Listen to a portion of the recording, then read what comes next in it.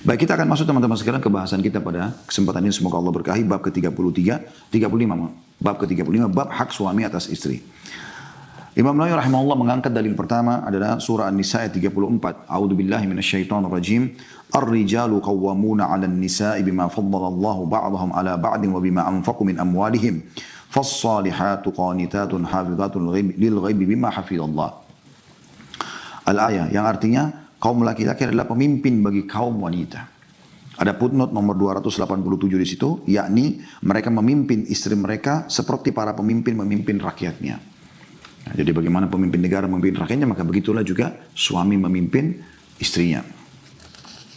Oleh karena itu, Allah itu disebabkan kenapa laki-laki jadi pemimpin terhadap wanita, karena Allah telah melebihkan laki-laki, sebagian mereka maksudnya laki-laki, atas sebagian yang lain maksudnya wanita, dan karena mereka laki-laki telah menafkahkan sebagian dari harta mereka itu. Maksudnya laki-laki wajib memberikan nafkah setelah menikah dengan seorang wanita, walaupun wanita itu tidak dikenal sebelumnya. Dia wajib membiayai memenuhi kebutuhannya, makannya, minumnya, pakaiannya, segala macam sebagaimana sudah kita singgung di bab sebelumnya ya, yang merupakan masuk dalam hak istri, makanan, minuman, pakaian dan seterusnya. Lalu di sini yang dimaksud dengan Allah Subhanahu wa taala mengatakan Allah berikan sebagian lagi, maksudnya karena Allah Subhanahu wa taala menciptakan laki-laki dan perempuan, maka Allah pilih salah satunya. Allah angkat laki-laki menjadi pemimpin, makanya Allah juga berikan perangkat-perangkat ya, seperti misalnya karakteristik yang dominan akal ya, tidak tergesa-gesa dalam mengambil keputusan dan segala macam itu ada pada laki-laki, karena memang mereka disiapkan untuk menjadi pemimpin. Seperti wanita dengan kelembutannya ya, dengan manjanya dan segala macam ini memang untuk dipimpin.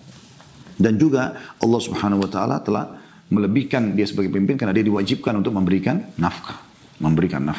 Dan saya sudah singgung kemarin teman-teman sekalian di pertemuan sebelumnya, bagaimana laki-laki itu merasa ada Allah tanamkan dalam jiwa kami sebagai laki-laki, walaupun kami bekerja luar biasa setengah mati, bekerja banting tulang, ya, mencari nafkah, dan ternyata pada saat akhir bulan kita memberikan gaji atau memenuhi kebutuhan istri dan anak-anak, kita melihat mereka makan, mereka minum, mereka berpakaian, mereka senang di rumah, itu sudah cukup untuk menjadi motivator yang sangat besar untuk bisa kita lanjutkan lagi mencari nafkah, walaupun sudah tua tetap kita berusaha membiayai mereka ya. Dan ini sangat berbeda dengan karakter wanita. Wanita justru ya tidak semudah itu untuk bisa memberikan atau mengeluarkan ya, tapi mereka malah lebih cenderung untuk menyimpan, menabung uang ya, karena ketakutannya mereka sendiri kadang-kadang dalam jiwa ya yang ada. Dan ini karakter yang ada harusnya memang bisa diatur dengan syariat Allah Subhanahu wa taala. Kata Allah Subhanahu wa taala, kita belum masuk, kata Allah Subhanahu wa taala, sebab itu masih lanjutan ayat An-Nisa 34 ya. Maka wanita yang salihah, nah di sini Allah sebutkan cirinya.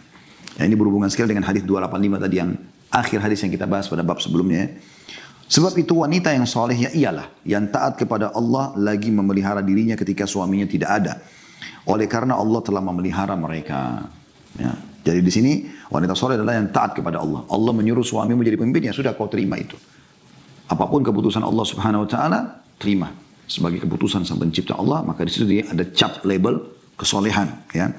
Dan juga karena Allah telah memelihara mereka. Maknanya telah memelihara ada footnote nomor 289.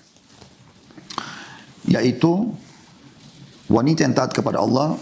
Maaf, saya baca di sini footnote-nya. Allah telah memelihara mereka, yakni karena penjagaan Allah terhadap mereka dengan memerintahkan dan mendorong mereka untuk menjaga diri ketika suami tidak ada di rumah. Dan makna daripada Allah menjaga mereka sebagaimana ya, mereka harusnya menjaga hal-hal gaib. Jadi kalau suami tidak ada, tidak boleh selingkuh, tidak boleh sengaja berhubungan dengan lawan jenis lah ya. Menjaga amanah, menjaga kehormatan dirinya. Makin dia tutup diri di rumah. Ya, karena Allah telah menjaga mereka. Kenapa dijaga? Karena sebelum menikah Allah wajibkan ayahnya atau walinya membiayai penuhi semua kebutuhannya. Setelah menikah suaminya diwajibkan untuk membiayai. Jadi Allah sudah jaga kebutuhannya wanita sebenarnya. Aman dari pertama dia lahir sampai dia meninggal dunia dengan izin Allah Subhanahu wa taala. Kalau dia juga tidak menikah tetap akan ditanggung oleh walinya, oleh ayahnya meninggal, pamannya, saudaranya, semua punya kewajiban untuk membiayai si wanita tersebut. Saksi bahasan kita adalah potongan pertama daripada ayat ini, ar-rijalu qawwamuna 'alan nisa. Ya, laki-laki pemimpin para wanita. Dan ini poin penting yang harus difahami tentang hak suami terhadap istri. Kita akan masuk ke hadis yang pertama, 286 ditulis di situ. Beliau mengatakan, adapun hadis-hadisnya maka di antara hadisnya adalah Amr bin Al-Ahwas yang telah disebutkan pada bab sebelumnya. Amr bin Al-Ahwas itu ya di nomor 281.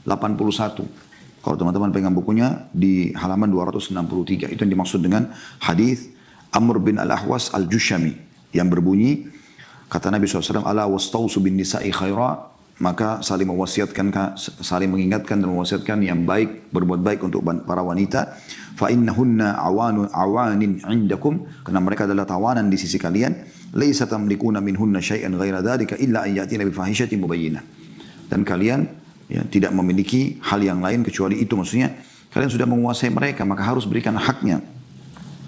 Fa'in fa'alna fahjuruhunna fil madaji'. Kalau mereka sampai melanggar hukum agama, baru kalian boleh memboikot mereka di ranjang. Wadribuhunna darban ghaira mubarrahin. Dan kalau mereka tetap tidak mau dengar, baru kalian pukul tanpa berbekas. Fa'in ata'nakum falatabu alaihinna sabila. Dan kalau kalian atau mereka telah mentaati kalian mau berubah, maka janganlah kalian sengaja mencari-cari kesalahannya. Ala innalakum ala nisaikum haqqa. Sungguhnya kalian memiliki hak dari istri-istri kalian. Wa li nisaikum alaikum haqqa. Dan istri kalian juga punya hak dari kalian. Fahakkukum alaihinna alla yuti'na furushakum atau furushakum man takrahun. Hak kalian adalah mereka tidak boleh memasukkan ke kamar tidur kalian atau di atas ranjang kalian yang kalian tidak sukai. Wala ya'dhanna fi buyutikum liman takrahun. Dan mereka tidak boleh memasukkan siapapun ke dalam rumah yang kalian tidak sukai. Ala wa hakkuhunna alaikum an tuhsinu ilayhinna fi kiswatihinna wa ta'amihin. Dan ketahuilah hak mereka dari kalian adalah kalian memperbaiki dan memberikan yang terbaik dari pakaian dan juga dari makanan dan minuman mereka. Jadi di sini Imam Nawawi rahimahullah memberikan isyarat hadis nomor 286 adalah kembali kepada hadis yang 281. Seakan-akan beliau mengatakan hadis itu yang saya ingin sebutkan di bab ini yang pertama. Jadi beliau tidak sebutkan lagi lafadznya di halaman 266, tapi beliau mengingatkan untuk kembali ke halaman 263. Dan saya tidak kembali lagi mensyarah hadis itu karena sudah kita panjang lebar jelaskan syarahnya. Kita akan masuk ke hadis kedua yaitu 287 yang berbunyi dari Abu Hurairah radhiyallahu anhu. Beliau berkata bahwa Rasulullah sallallahu alaihi wasallam bersabda, "Idza da'a ar-rajulu imra'atahu ila firashihi falam ta'tihi fabata ghadbana 'alayha, la'anatha al-mala'ikatu hatta tusbih." Apabila seorang suami mengajak istrinya ke tempat tidur, ada footnote nomor 290 di bawah. Kata beliau kiasan untuk berhubungan suami istri. Dan ini adalah salah satu di antara adab Islam yang bagus. Jadi tidak langsung membahasakan ya secara vulgar tapi dengan kiasan. Apabila seorang suami mengajak istrinya ke tempat tidur, maksudnya untuk biologis, kemudian istrinya menolaknya sehingga pada malam itu suami marah terhadapnya, maka para malaikat melaknatnya hingga pagi hari. Hadis ini diriwayatkan oleh Bukhari dan Muslim. Saya akan syarah sekaligus nanti. Juga dalam riwayat milik mereka berdua, maksudnya Bukhari Muslim juga berbunyi, masih di nomor yang sama ya, 287, ada 3 riwayat di sini. Riwayat yang kedua adalah, sabda Nabi SAW, "Idza batatil mar'atu hajiratan firasha zawjiha, la'anathal malaikatu hatta tusbih." Apabila seorang istri meninggalkan tempat tidur suaminya, maka para malaikat melaknatnya hingga pagi hari. Dan ada riwayat yang lain, ya, yang berbunyi sabda Nabi SAW, "Walladhi nafsi biyadi, ma min rajulin yad'u imra'atahu ila firashihi fata'ba 'alayhi illa kana alladhi fis sama'i sakhitan 'alayha hatta yarda 'anha." Demi zat yang jiwaku ada di tangannya, maksudnya demi Allah, tidak ada seorang suami pun yang mengajak istrinya ke tempat tidurnya, kemudian sang istri menolaknya, melainkan zat yang ada di langit, maksudnya Allah, murka terhadapnya sampai suaminya ridho kepadanya. Di sini ada footnote nomor 291 di bawah, bagian pegang bukunya, yakni Allah tabaraka wa ta'ala murka kepadanya sampai suaminya ridho kepadanya. Hadis ini merupakan salah satu dalil dari puluhan dalil yang menunjukkan bahwa Allah ta'ala berada di langit. Maksudnya ketinggian mutlak di atas arsy dan di atas seluruh makhluknya. Hari-hari ini teman-teman sekalian mulia sekali. Ya. Menyinggung inti bahasan tentang masalah pentingnya biologis dalam rumah tangga. Ini pelajaran pertama yang kita ambil dari hadis.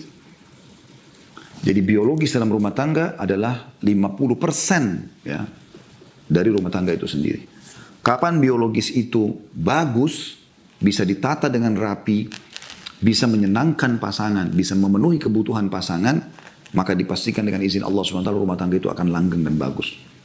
Kapan biologis ini rusak, salah satunya kecewa, apalagi di suami di sini dalam posisi memang dia akan interaksi dengan alam luar, banyak godaan-godaan di luar, maka akan rusaklah semuanya. Nah, jadi bagi Anda yang masih punya permasalahan dalam rumah tangga, mulai perbaikin dari sini. poin ini. Kalau Anda sudah jalankan sesuai dengan syariat ya, misalnya memang Anda nikah sesuai dengan syar'i ya, Anda mungkin yakin sebelum menikah tidak buat dosa, sekarang sudah bagus-bagus saja Anda berjalan, terus ada masalah terus terjadi, coba perbaikin dari masalah ini. Nah, perbaikin dari masalah ini. Karena kapan biologis itu umumnya terjadi, akan menyenangkan jiwa. Mungkin juga ada penelitian secara medis, saya tidak bahas dalam masalah, saya bahas secara agama. Ini ada pahalanya. Ya, kalau secara spiritual ya. Secara medis pun, orang kalau klimaks dan segala macam itu ada hormon-hormon tertentu mungkin yang membantu dia lebih rileks dan seterusnya ya. Tapi kalau secara agama kita bicara, ini bidang saya bukan di secara medis, saya mohon maaf kalau ada yang keliru di situ ya. Tapi di bidang agama adalah sabda Nabi SAW, fi bid'i ahadikum shadaqah. Di kemaluan kalian ada sedekah, ada pahala besar. Maka para sahabat penasaran lalu bertanya, ayati ahaduna ahlahu wa lahu fi ajr. Wahai utusan Allah, apakah seseorang di antara kami menggauli istrinya? Orang semua faham biologis nikmat. Ada kenikmatan yang dia rasakan gitu. Lalu dapat pahala lagi? Kata Nabi SAW, ara'aitum law wada'tumu fil haram alakumul wizr. Tidakkah kalian lihat kalau kalian letakkan pada yang haram kalian dapat dosa? Maksudnya zina. Maka para sahabat terdiam. Tentu sudah faham, oh iya pasti dapat dosa. Dan zina dosanya besar. Salah satu dari 7 dosa yang membinasakan adalah zina. Lalu kemudian kata Nabi SAW, wa kadzalika fil halal. Begitu juga kalau kalian letakkan pada yang halal, dapat pahala. Abdullah bin Umar radhiyallahu anhu menjadikan salah satu paket buka puasanya beliau. Selepas azan beliau makan kurma sama minum air putih, beliau sholat maghrib pulang, biologis. Beliau berbuka puasa setelah sholat langsung itu dengan biologis. Karena tahunya bahwasanya ada pahalanya. Ya. Oleh karena itu perlu kita ketahui dalam Islam kepedulian tentang masalah ini penting dan besar sekali. Tidak sedikit di antara ulama yang telah banyak menulis tentang masalah ini. Cuma sayangnya banyak di antara kita justru belajar dari hal-hal yang diharamkan dalam agama. Semoga Allah maafkan yang lalu-lalu. Tapi saya selalu ingatkan teman-teman, tolong jangan belajar dari film porno. Belajarlah dari teori-teori agama gitu kan. Semoga Allah maafkan sekali lagi kalau ada yang pernah melakukannya yang lalu-lalu. Karena tujuan kita belajar seperti ini untuk mengingatkan yang sudah tahu dan juga memberikan informasi untuk orang yang belum tahu. Supaya kita coba menjadi muslim yang baik ke depannya. Ya, tujuan kita belajar untuk itu. Jadi bukan tujuan untuk menyalah-nyalahkan atau menghardik orang. Jadi tidak usah perlu Anda merasa bersalah besar kalau Anda pernah melakukan hal yang keliru sebelumnya. Yang penting sekarang Anda mau berubah atau tidak. Karena Allah Subhanahu wa taala menilai apa yang sudah kita lakukan sekarang. Ya. Al-amal bil khawatim. Amal-amal itu sesuai dengan penutupnya. Gitu. Ada orang mungkin berbuat amal ahli surga tapi akhirnya ditutup dengan kekufuran dan murtad misalnya. Masuk neraka lah dia. Ada orang berbuat maksiat tapi akhirnya ditutup dengan amal ahli surga maka bisa masuk surga. Ya. Dan ada beberapa hal yang saya ingin berbagi dalam poin pertama ini. Oleh karena itu, kemaslah sebagus mungkin masalah biologis itu.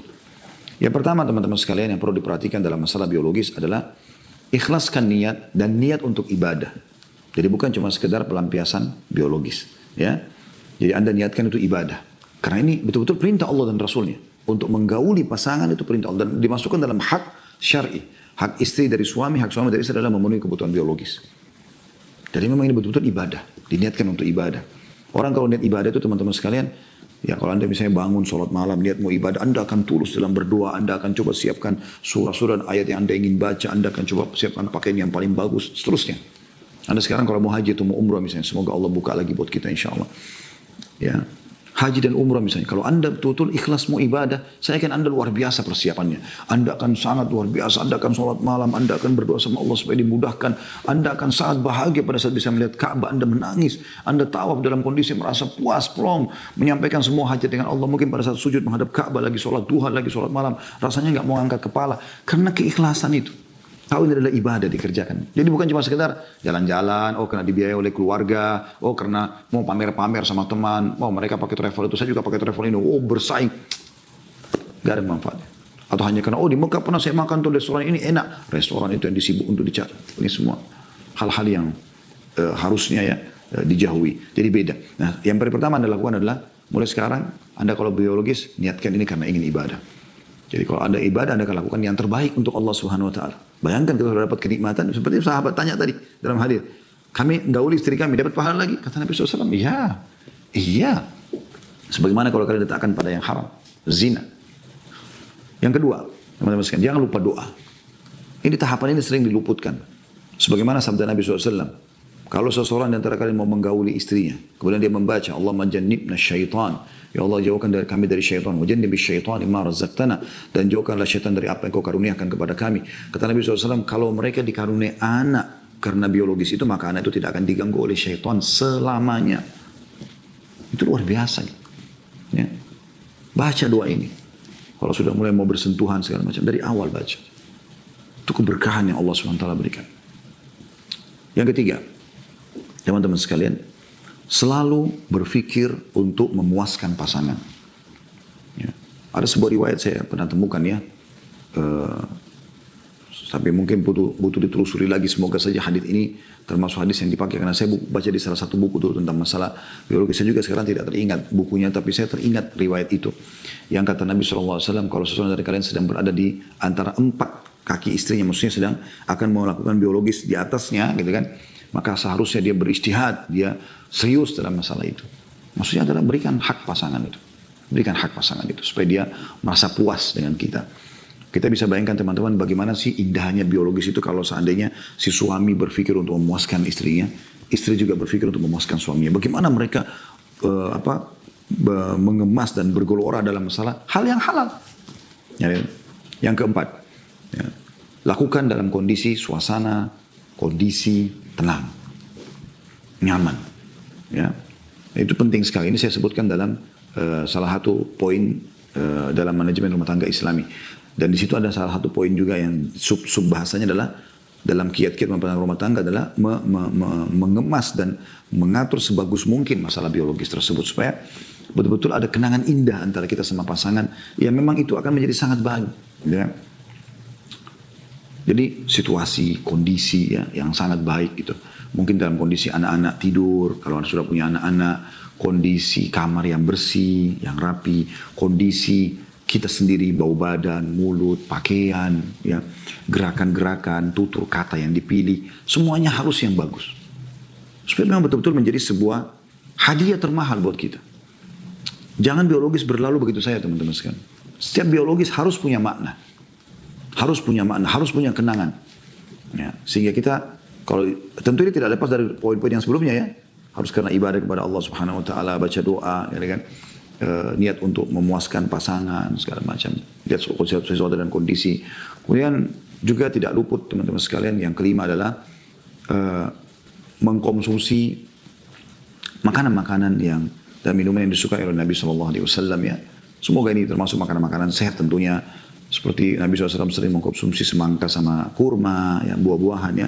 Nabi SAW juga makan daging, Nabi SAW makan ini, makan. Jadi hal-hal yang mungkin ada bab sendiri dalam masalah bab adab makan, Anda lakukan itu. Atau mungkin makanan-makanan kesehatan. Yang penting teman-teman di sini jauhi makanan-makanan haram. Karena juga banyak orang yang tidak mau tahu ya, demi untuk keperkasaan dia, demi untuk dia maniak tanda kutip di sini dalam masalah biologis, maka dia konsumsi sembarangan walaupun itu haram. Ya, ada yang meminum darah ular lah, ada yang memakan daging inilah, daging itu, dan mungkin itu haram dalam Islam. Nggak dibolehkan gitu ya. Karena saya pernah isi di salah satu TV swasta waktu itu acara, judulnya memang halal, tentang konsumsi darah gitu. Waktu itu ada seorang dokter yang akan diwawancarai juga tentang masalah darah itu sehat sih kalau dikonsumsi secara medis. Lalu closingnya saya jelaskan secara agama. Ya, ternyata secara medis pun saya ikutin program itu, karena saya juga termasuk pematerinya. Ternyata secara medis diteliti oleh, saya lupa juga nama dokter pada saat itu yang sedang tampil ya. Tapi beliau mengatakan, karena tentu kami tidak bersatu di satu tempat, jadi masing-masing didatangin lokasinya di mana lalu diambil gambarnya gitu ya. Saya lokasi beda, dokternya lokasi beda. Maka dokternya ini saya nonton sendiri, dia mengatakan secara medis ya, kalau darah itu sudah kena udara sedikit aja sudah kontaminasi dengan bakteri, dan itu berbahaya. Kemudian saya pun ditanya secara agama, maka saya katakan itu tidak boleh karena Allah SWT mengharamkan darah, gitu kan. Nah ini kecuali itu ada hati itu yang kecuali itu ada, tapi darah secara umum tidak boleh. Dan ternyata cuplikan cukup bagus karena di awal mereka sebelum menampilkan dokternya dan menampilkan saya di closing acara, itu mereka datang ke tempat-tempat yang jual itu di Jakarta Pusat, di mana darah, ternyata ular yang masih hidup ditarik dan dipotong, lalu ditumpah langsung darah di gelas, masih segar lalu diminum, subhanallah. Ya, ini dengan alasan adalah keperkasaan, ini semua nggak benar, mustahil. Allah dan Rasulnya ya salah tanda kutip di sini dalam masalah menyampaikan, tidak mungkin. Allah SWT haramkan semua hewan yang bertaring, maka itu pasti ada hikmah. Di antaranya ada kebuasan di hewan-hewan ini. Ya, orang kalau konsumsi itu berbahaya bagi dia. Dagingnya nggak boleh, apalagi darahnya. Ya. Sedangkan sapi saja sama kambing halal dagingnya, nggak haram darahnya. Apalagi dasarnya hewannya sudah haram, tambah darahnya lagi. Nah ini kadang-kadang mereka salah dalam masalah ini. Jadi selalu konsumsi atau konsumsi obat-obatan. Yang penting membuat saya perkasa. Nah, Anda sudah punya madu, Anda punya habbatus sauda, Anda punya hulba. Ya. Saya sarankan teman-teman ikutin. Ada bahasan saya tentang masalah tibbun nabawi ya. Yang kita kasih judul kemarin di awal corona ini. Corona dan solusinya dalam Islam. Jadi cukup banyak. Mungkin ada 30 atau 40 episode sempat kita buat. Bagaimana dianjurkan dalam Islam untuk mengkonsumsi ini, konsumsi ini, konsumsi ini. Itu sangat baik untuk kesehatan kita. Dan itu alhamdulillah kami juga coba terapkan di restoran Ajwad untuk coba makanan ini usahakan bisa kita angkat juga ya. Supaya menjadi sebuah tren mungkin di tengah-tengah kaum muslimin atau umumnya orang walaupun bukan muslim. Bahwasanya ini adalah makanan sehat karena memang dipandukan oleh Nabi alaihi salatu wassalam. Kemudian juga yang keenam dalam masalah biologis adalah perhatikan hal-hal yang diharamkan dalam agama, jangan sampai Anda sentuh. Seperti misalnya biologis dari dubur ya, atau memasukkan kemaluan pada saat laki-laki masukkan kemaluan di istrinya pada lagi haid dan nifas, ini semua dilarang dalam Islam. Ya, Nabi SAW mengatakan siapa yang menggauli istrinya dari dubur atau lagi haid ya, atau mendatangi dukun, dia telah kufur kepada apa yang diturunkan kepada Muhammad SAW. Jadi tidak boleh. Ya, itu kalau Anda terbiasa nonton film porno, mereka nggak tahu masalah itu secara, mereka bukan muslim. Kalau Anda tonton itu, Anda akan terbawa-bawa dalam masalah itu. Menganggap itu boleh-boleh saja, padahal ini tidak boleh. Ini dilaknat. Ya. Itu dalam beberapa riwayat dikatakan dilaknat itu. Dan Allah SWT mengatakan dalam surah Al-Baqarah, ya, surah nomor 2 ayat 222 tentang masalah tidak bolehnya menyentuh wanita yang haid, maksudnya di sini meletakkan kemaluan di kemaluan. Ada sebuah riwayat kata Nabi SAW waktu ditanya ya Rasulullah oleh seorang sahabat, apa yang boleh kami lakukan pada istri kami yang sedang haid? Kata Nabi SAW melakukan semuanya kecuali bersetubuhan, maksudnya meletakkan kemaluan di kemaluan. Seperti itulah. Dan ini sudah panjang lebar saya jelaskan, ada bahasan kita di YouTube, bisa Anda nonton di playlist kajian tentang kitab Mahkota Pengantin. Ya, itu sudah panjang lebar kami paparkan insya Allah masalah biologis yang sehat dalam agama Islam. Ini Allahu alam yang yang saya hubungkan dengan faedah pertama dari hadis, singgungan tentang masalah biologis dan pentingnya kedudukannya dalam Islam. Bagaimana seorang muslim peduli dengan masalah itu. Nah, di sini bisa diambil apa yang saya sampaikan tadi faedah pertama itu dari umumnya hadis-hadis ini ya. Perhatikan sabda Nabi SAW di riwayat yang pertama, "Idza da'a ar-rajulu imra'atahu ila firashi falam ta'ti fabata ghadbana 'alaiha la'anatha al-malaikat hatta tusbih."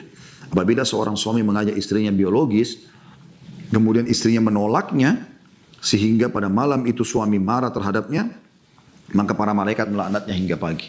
Melaknat artinya berdoa agar diangkat berkah hidupnya. Dalam riwayat yang satu lagi, yang kedua, idza batatil mar'atu hajiratan firasha zawjiha la'anatha al-malaikat hatta tusbih. Apabila seorang istri meninggalkan tempat tidur suaminya, maka para malaikat melaknatnya hingga pagi hari. Terus berdoa semalam suntuk itu agar diangkat berkah hidupnya. Begitu juga dalam riwayat yang ketiga, kata Nabi SAW, walladzi nafsi biyadihi, bersumpah atas sama Allah demi jiwa Muhammad yang dalam genggamannya di tangan Allah SWT. Ma min rajulin yad'u imra'atahu ila firashihi fata'ba alayhi. Tidak ada seorang suami pun yang mengajak istrinya untuk bergaul, untuk biologis, lalu dia nolak. Illa kana alladhi fis sama'i sakhitan 'alaiha hatta yarda anha. Kecuali zat yang di langit, Allah, pencipta langit dan bumi, marah pada istri tersebut sampai suaminya ridho dengannya. Itu luar biasa. Berarti kan ada pesan penting, yaitu masalah ya tadi yang poin pertama saya bilang faedah pertama, bagaimana peduli Islam dan kedudukan biologis dalam Islam. Yang sudah panjang lebar kita jelaskan tadi tentunya. Pelajaran yang kedua dari hadis teman-teman sekalian adalah bagaimana pentingnya suami atau istri memahami kebutuhan biologis suaminya. Ya. Kalau tadi kan yang pertama kedudukan biologis dalam Islam dan bagaimana adab-adabnya yang sudah saya jelaskan. Pentingnya ya pelajaran kedua, seorang istri memahami tentang kebutuhan biologis suaminya. Allah Subhanahu wa taala tidak memerintahkan Nabi Muhammad SAW untuk menyampaikan hadis ini, tidak akan memerintahkan malaikat untuk melaknat si istri tersebut, kecuali memang Allah sebagai pencipta sebenarnya di sini ya sangat sayang kepada istri tersebut karena Allah sebagai pencipta faham kebutuhan si laki-laki tadi. Sperma itu panas. Umumnya emosional terjadi dalam rumah tangga justru karena sperma yang tidak tertumpahkan. Sperma itu kalau tertumpahkan maka akan sangat meredam emosional dalam rumah tangga. Ya. Tapi kebanyakan wanita tidak paham masalah itu. Tidak peduli dengan kebersihan dirinya, tidak peduli dengan keromantisan dengan suaminya, tidak peduli dengan makanan yang layak dikonsumsi di rumah, tidak peduli dengan tempat situasi, pokoknya jauh sekali. Sehingga akhirnya para suami pun lebih betah di luar rumah, apalagi kalau naudzubillah dia punya uang, dia pergi berzina sana sini dan ini berbahaya sekali. Oleh karena itu teman-teman sekalian perlunya seorang istri memahami masalah itu. Anda perempuan masih bisa bersabar. Kalau laki-laki tidak seperti Anda harus paham masalah itu. Karena kan ada mungkin istri yang nyeletuk ngomong, apa tidak bosan ya, misal.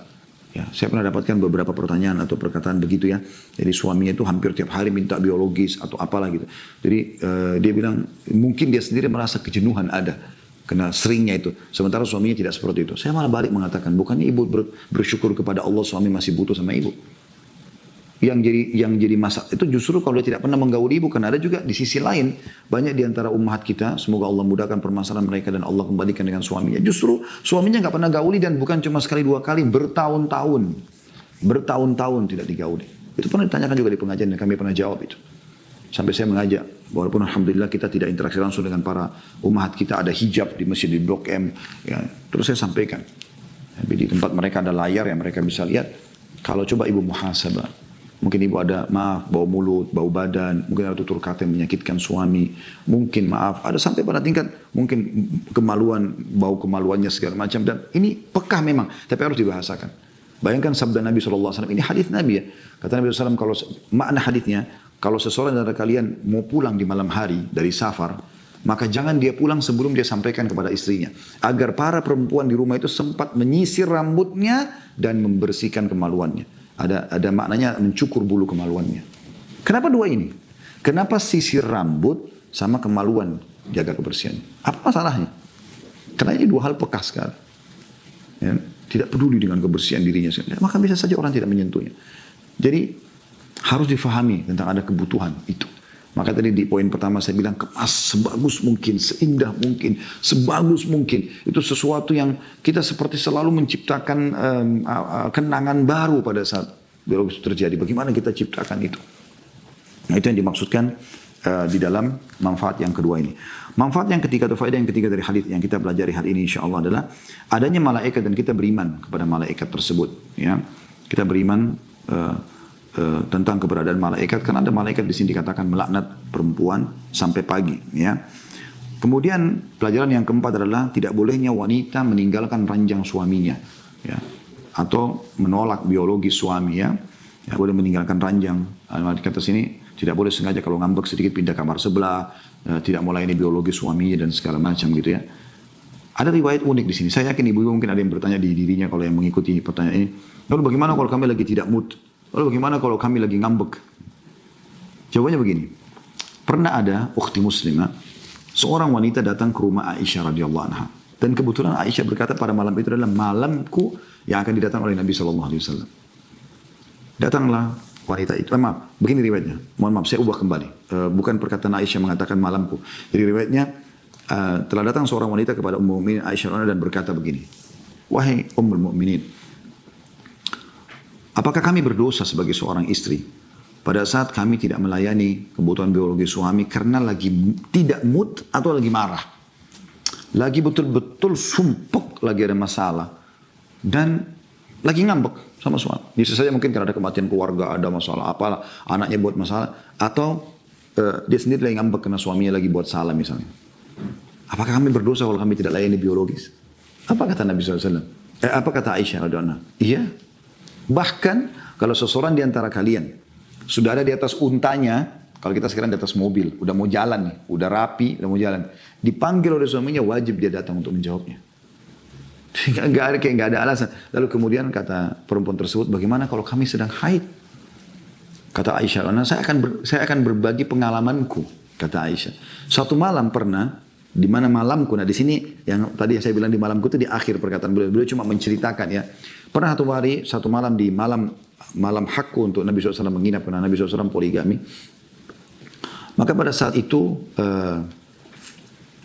aku sedang membuatkan adonan roti buat Nabi SAW. Kemudian menunggu Nabi datang baru dipanasi kan gitu.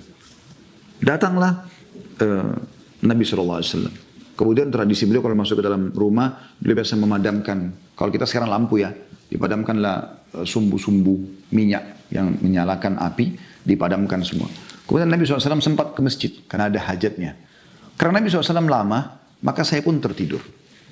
Lama kemudian Nabi SAW masuk ke dalam rumah, kemudian mengatakan, wahai Aisyah, aku kedinginan gitu kan. Maka Aisyah faham itu adalah panggilan biologis. Kata Aisyah, ya Rasulullah, aku sedang haid. Kata Nabi SAW, regangkanlah kedua paha. Lalu Nabi SAW meletakkan pipinya di paha Aisyah. Artinya ini bahasa kiasan, walaupun kau sedang haid, ya, bisa kau layani suamimu dengan cara yang lain. Jadi yang penting tidak meletakkan kemaluan di kemaluan, gitu kan. Itu poin yang mesti digarisbawahi, karena yang diharamkan saja yang kita jauhi. Yang lainnya, istimta atau menikmati pasangan dibuka pintunya dalam Islam. Tidak ada sesuatu yang dilarang di situ, kecuali yang tadi meletakkan kemaluan di kemaluan pada saat haid dan nifas, dan meletakkan kemaluan di dubur, itu tidak boleh. Tapi kalau yang lain semuanya dibolehkan, gitu kan. Maka ini poin juga yang perlu digarisbawahi tentunya ya. Kecuali keadaan misalnya ukhti muslimah lagi sakit, dan kita pun sebagai suami harusnya paham masalah itu ya. Jadi harus bisa pengertian, kalau lagi sakit, memang itu apa boleh buat gitu. Ya, tapi kalau nggak ada utur, nggak ada apa, hanya karena malas, hanya karena merasa suaminya lebih miskin dari dia, atau dia merasa lebih pintar, atau sudahlah suami saya ini dan lain tidak penting, nah, itu semua hukumnya haram dalam Islam, tidak boleh tentunya. Ya, itu terjadi juga pada laki-laki. Kenapa ada sahabat mengatakan, ya Rasulullah, apakah kami tetap dapat pahala pada saat kami gauli istri kami sementara kami lagi tidak ingin? Kata Nabi SAW, iya, ya, kau bisa tetap meniatkan untuk memberikan hak dia, atau engkau niatkan untuk mendapatkan anak. Jadi itu poin yang juga harusnya digarisbawahi. Dan ini pelajaran yang kita bisa ambil dari riwayat-riwayat yang kita pelajari insyaAllah. Baik, mungkin kita akan lanjutkan sisanya insyaAllah di pertemuan insyaAllah akan datang ya.